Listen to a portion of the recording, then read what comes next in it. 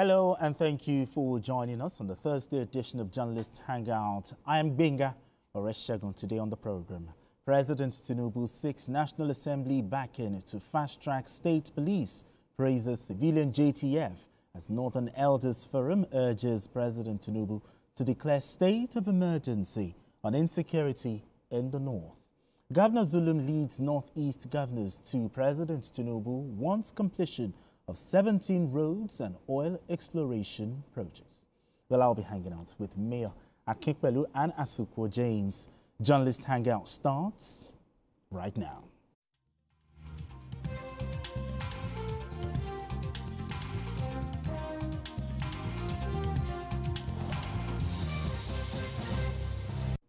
Now let's begin the conversation.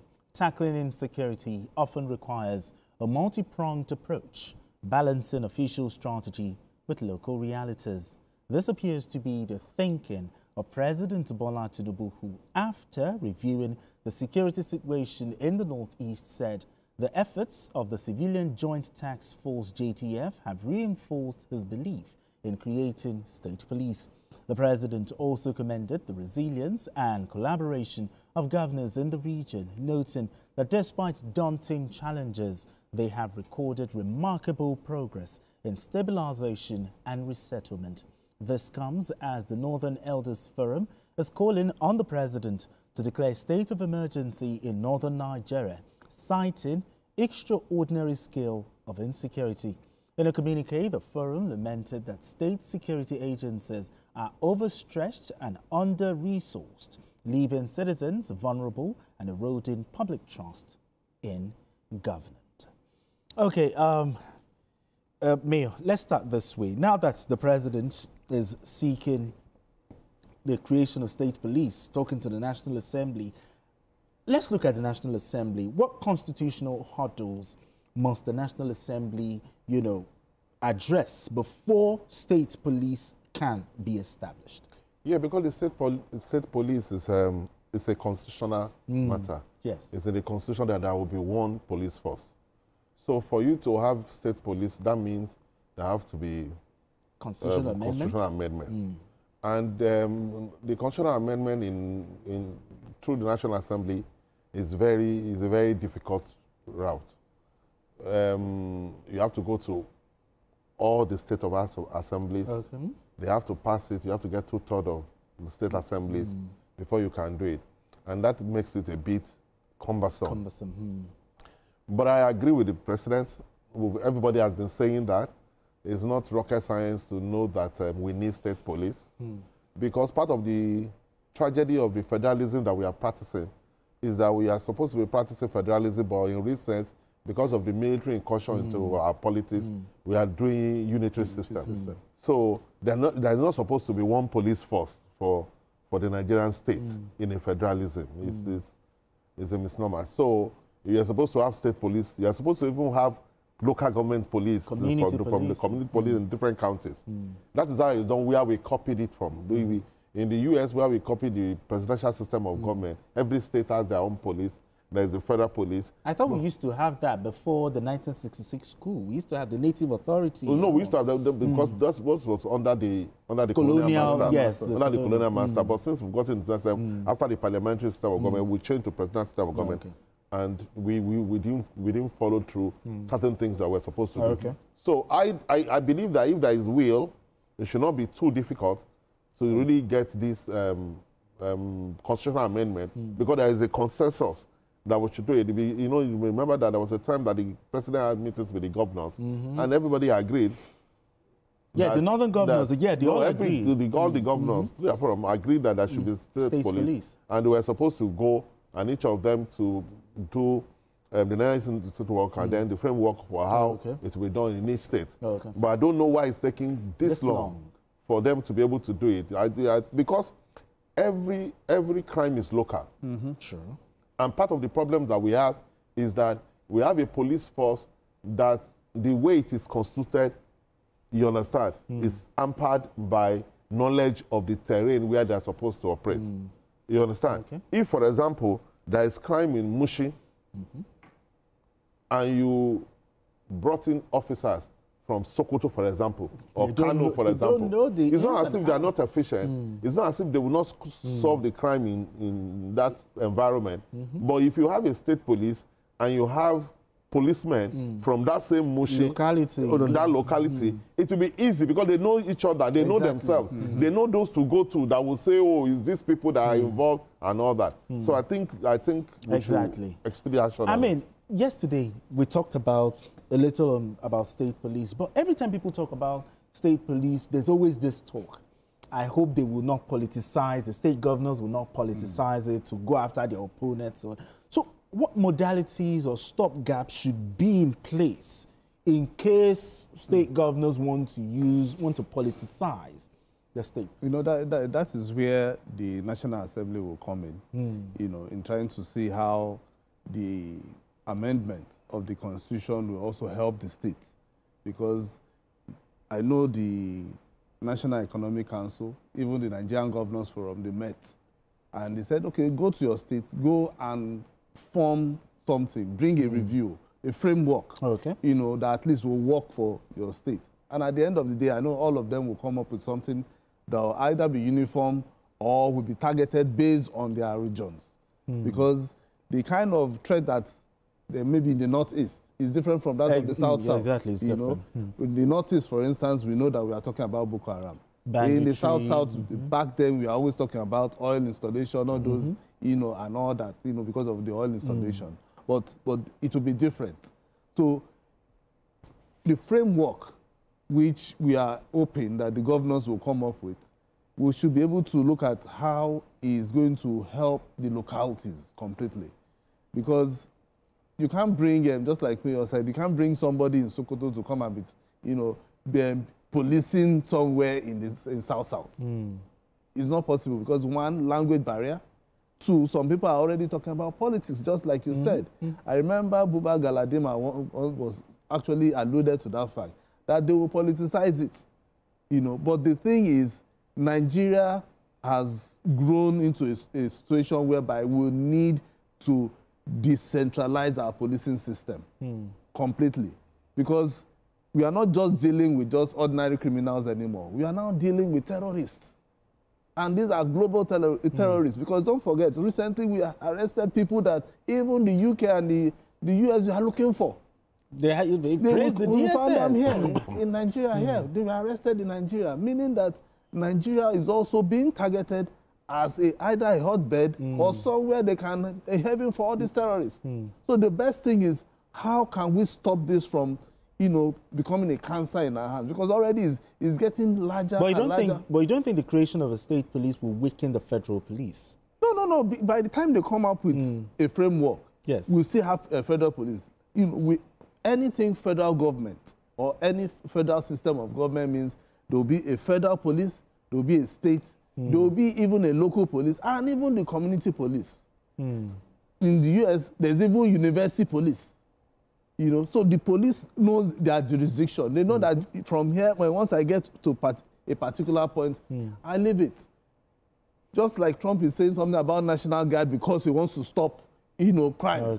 You know, there are already issues about, oh, you shouldn't come because the federal, but he is saying that he has to stop criminals. So by the time he finishes with that, he can now leave the state for them. So we must always, at this point that we are, at this point that Nigeria is, with the large number of people that we have, because the population keeps increasing, we will need to decentralize our policing system. Now, in the story, the president praised the civilian JTF, you know, for their efforts, you know, in the fight against insurgency. Now, let's link this with the state police. What lessons from the civilian JTF, you know, can be applied if state police is created? Yes, the success of the JTF shows that the state police can work. It can work. Because how did it come about JTF? It was because when insurgency was very difficult and there was a need for the security forces to get indigents who are conversant with the environment. So they got some civilian, mostly hunters, who can join the security outfit in this battle against insurgency. Yes. Yes, they at a point they lost a lot of men, but they've been largely successful. Efficient. Yeah, they've been efficient. They've been able to repel attacks in several places, especially in Borno State. So that shows that if you have local police, it can work. And for the argument that the police can, that the governors can misuse state police, I don't agree with that. Why I don't agree with that is that it was not because when you look at a program, there will be merits and demerits. Exactly. What is important is for the merits to outweigh the demerits of of the program. And when you look at the merits of having local police and what you can achieve with it, it's more than what a governor wants to use with it. But I believe that the rule of law can limit that to a considerable extent. You understand? If a governor decides to use the state police in a way it shouldn't have been used, you can go to court. Will they be very independent? Will they be very independent, you know, for the governor? Of course, they'll be independent because they are answerable to the state. And part of the lacuna that we have now is that you will have a governor who is supposed to be the chief security officer of a state. Yes. But in real sense, it's not the chief security officer of the state. Yeah, because we said chief logistics. Because we run a unitary system, the commissioner of police is answerable to the IG in Abuja. Yes. If you remember, there was one sad incident that happened in Lagos when Governor Sanwo-Olu was trying to talk to an officer that led a team, and the guy was saying that he's answerable to people in Abuja. Not to the governor. Not to the governor. Oh dear. Which shouldn't be. Sure. But that is the truth. That's the we have seen in this country where a former commissioner of police in Rivers State said the governor cannot move from one particular point to another. Yes. I think during Amechi. Yes, we can see we've seen that because of that unitary system and the power comes from the IG. The commissioner of police believes that he's answerable to the IG.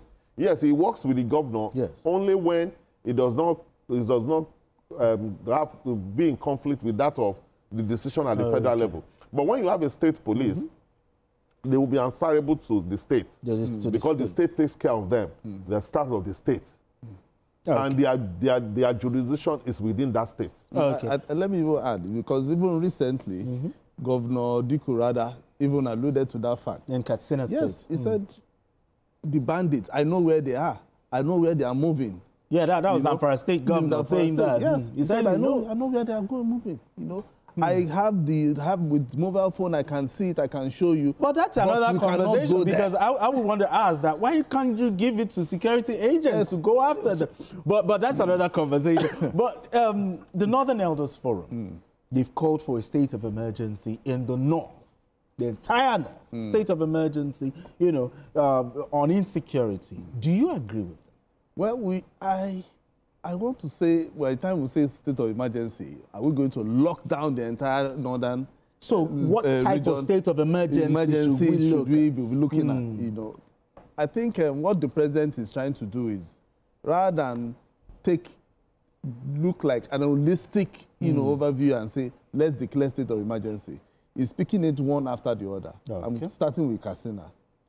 Lock down Katsina, deal with the criminals in Katsina. When you say lockdown? Lockdown in the sense that... Will you suspend? No, not to suspend. Okay. At least more foot on the ground, more troops, the use of technology, because I heard him saying drones and then also manning the borders. Because Katsina to Niger Niger is very close.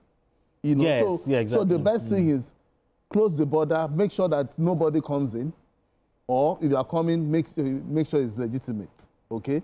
And then the use of drones to know where these guys are, these criminal elements, where they are, and from there we'll be able to deal with. If we start with that, and then we succeed in Katsina, we can move that same template and move to Zamfara. So we don't need to lock the entire, north. I know even because there was a day because had the journalist hang out here, the commissioner in Kogi was mentioning names of places that they have gone to. Kogi used to be the hotbed before, but all of a sudden what happened is just strategy. So if we are using strategy, for us to deal with a situation either in one particular state, because I know that once you deal with one state, they move to another state. They move to another state. So if the president is saying move to Katsina and they are trying to move to Sokoto, they move to Sokoto to deal with them. The troops are still in Katsina. They can't move to another state. If they are trying to move to Kogi, Kogi will deal with them. So at the end of the day, there is no how that the northern region will not be saved. So first, let's use Katsina as a test case. When once we see that they've succeeded, I believe that the federal government will move to another state. Rather than closing and locking down and saying declare state of emergency, at the end of the day, people will not be able to move.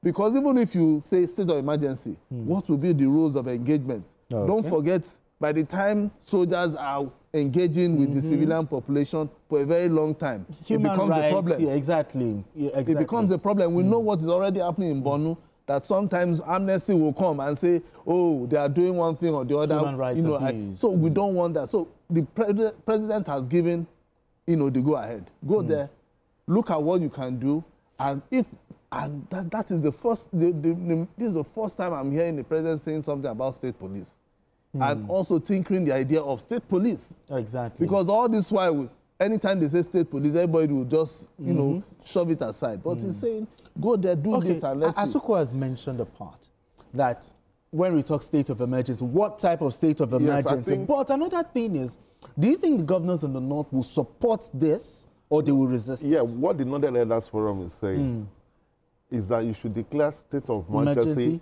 on insecurity in the north. Yes, not a state of emergency as to say it in Rivers. Or a state of emergency, the kind of one that was declared by Jonathan. Where what they are saying is that, sometimes it's a word that you use. For example, if there is a disaster, for example, in a region, the government can decide to declare a state of emergency. What it means is that government will now use extraordinary powers, committing extraordinary resources to be able to solve that problem. Acknowledging that, we have an extraordinary problem on our hands, which is insecurity in this case. And because of that, we want to fight it. So we are going to, for example, they will now need to budget more funds to it, be able to allocate resources and do things different from what they used to do. That's what they are saying, not that they should... Or maybe they shouldn't even use the word state of emergency. No, what they're using is just to show the seriousness of the problem. What they're saying is just like you must have heard sometimes when people will say that, there's food insecurity. There's state of emergency of food insecurity. There's hunger in the land. Government should declare state of emergency when it comes to food production. What it means is just that there is an emergency. So you commit with more resources and extraordinary efforts to be able to solve that problem. That's what they are saying. The other part of the question I asked you, do you think the governors will support this or resist this? No, I don't, because like I said, what they are saying is nothing. So I don't see any reason for any governor to go against it. You think the governors will welcome the idea? What they are saying is that, of course, the governor will welcome it. If they say that, you want to declare some emergency in terms of insecurity, what it means is that the state has to now commit more funds, more resources, more boot on grounds, put a lot of efforts. For example, we now to tell the governors in those states, give them things to be able to provide ammunition, provide vehicles, provide things, give extra allowance to people, commit more resources. But let's get it straight. The president has not said they should declare. It is the Northern Elders Forum. Yes, exactly. What they're just saying is that they are calling on the president to put in more efforts than what they are doing now, to put in extraordinary efforts that is outside the budget. You understand? That's outside, because if there's an emergency, that means you can do some things. You have to do it. It's not planned for. So all those extra resources that they want committed, they were not budgeted for that. Because that's what they are saying. Not that you should lock down the place. Because I like the fact that you broke it down this way. That not just because I thought. State of emergency, if you look at the antecedent, the one that was done in 2013. No, it's not that. But I know, but the one that was done did it actually work? When you say declare state of emergency on insecurity and no, the one that Jonathan did. Yes, did it work? Yes, it did, because it did. Because what they did at that time, more troops were put on ground, more resources were committed. In fact, there was this rumor that they even invited some mercenaries to assist them in some areas. Yes. Then there were laws that they can impose curfew and do things and all that. They can arrest more than... Yes, they can do that. They can detain people for more than... That is what you do under an emergency. Because it is different from the normal thing that you do. So you have to now derive powers from a source that will make you do some extraordinary things different from what you used to do. That's what they are saying. I like that. But if you were to advise the president, now the Northern Elders Forum, they came to meet the president, do this state of emergency. And if you were to advise the president, what would you tell him in handling this matter? Insecurity in the north. We have started already, you know, sending more troops, okay, and engaging more with the northern governors and the northern elders. And I hope the northern elders too would also assist, you know, the president in giving credible information. Because sometimes some of them will go, they will say something. By the time we want credible information for the president or for the security agencies, we don't get that. We don't get it. You know, so now that relationship, you know, has to be there. Now the president is also working on technology, which I think is the height of it. You know, we shouldn't be talking about in this 21st century. We shouldn't be talking about tackling insecurity without adding technology to it. And more troops will be sent. Another thing should be that the local government chairman, because I know some days back, some local government chairmen were going there to sign peace agreements. Yeah, in Katsina, yes, to negotiate peace deals. They should now pull their ears and tell them you shouldn't be signing deals which the government is not involved in. We know that we have a critical situation in our hands, and now that the president is out there to see how he can solve this problem, they should desist from, you know, going ahead to say, I know people will say, oh, but if they kidnap your person, how will you do? What will you do? Payments for ransom has never giving negotiating with bandits has never solved any problem. Because they've done it in Katsina and it didn't work. And it didn't work. It didn't work. During the time of the best thing is Masari. Yes. The best thing is now that the president is serious about this particular insecurity in the north, we should begin to look at how we can also fill our ungoverned spaces, because it's very vital. Because if we don't do that, it would look as if we have just thrown money into this. Just in rounding up this conversation in just 1 minute, how can we? They're talking about state of emergency on insecurity, but when we still have the issue of poverty, the issue of illiteracy, education in the north. How can we do this when this... Because there's a root cause. Yes. The root cause. To me, there is no need to declare any state of emergency. If we want to declare a state of emergency, we should even declare state of emergency in the entire country, because every facet that you look, we have challenges. Whether it's security, whether it is hunger, whether it is education, whether it's health.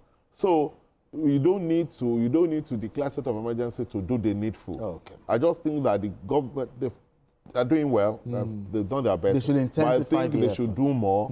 They should do more, because the level of insecurity, not only in the north, in the entire country, it's just that it is more prevalent in the north, because we have banditry in the northwest. Not so bad in the west. Yes, so it is important for us, for the government to do more, to be able to try to solve this problem of insecurity. Absolutely. But we acknowledge that, yes, that's a problem, but we don't need to declare a state of emergency to solve it. Absolutely. Beautiful one, gentlemen. All right, let's move straight to our next conversation.